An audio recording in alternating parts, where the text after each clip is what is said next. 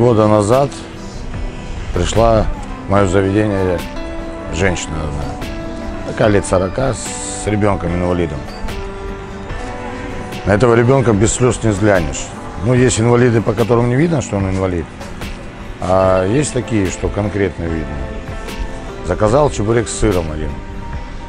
Я этот чебурек с сыром, официанту дали, все, пожарили ему.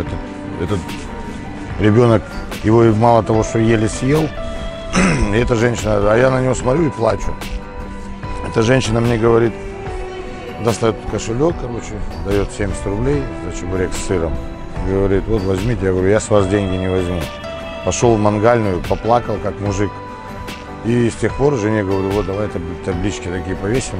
В общем, только из-за этого. За душу взяло.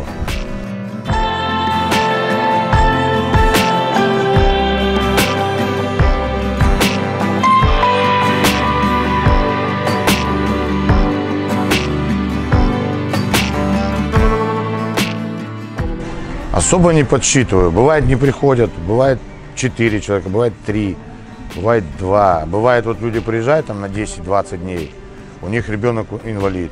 Я его постоянно кормлю бесплатно. Они у меня все кушают, заказывают обеды. Каждый божий день я кормлю. То есть я со взрослых деньги беру, а с детей нет.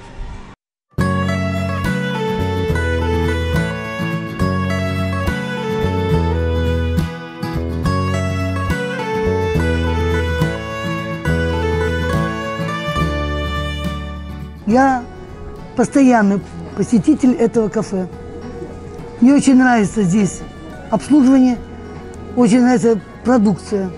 Всегда свежее мясо в беляшах, в чебуреках, в караимских пирогах. И везде все, что они делают, все делают очень вкусно. Да, я видела, кормят бесплатно детей-инвалидов. Это я видела сама. Это как бы... Когда люди делают добро, они рассчитывают на то, что это добро вернется им. Я думаю, так и получается.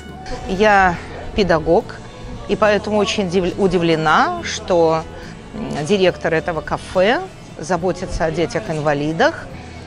Я с таким сталкиваюсь впервые. Это здорово. Большое спасибо. Такое внимание детям с категорией ОВЗ. Чебуреки вкусные, мы едим чебуреки. Понравилось? Еще придешь? Отлично. Покажи класс.